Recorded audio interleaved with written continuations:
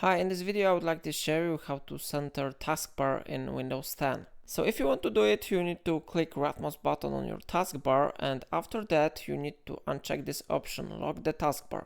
So I click here and then I click right mouse button on taskbar again, and how you see the taskbar is unlocked now because the check icon is hidden. So now we need to go to toolbars and we need to select here links.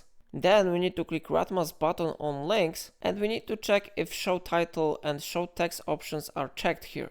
They are checked, so everything is okay. If they are not checked, you need to check them, and after that we need to drag this icon to the left side somewhere here, and then we need to drag this icon to the right side, maybe somewhere here, to center it. Then we need to click right mouse button on links and we need to uncheck show text. Then we need to click right mouse button on links again and we need to uncheck show title. Now we need to click right mouse button on taskbar and you must click lock the taskbar. So how you see your taskbar is centered now. And now don't forget about the last really important thing. Please like and subscribe my channel, and if I helped you, buy me coffee from link in description.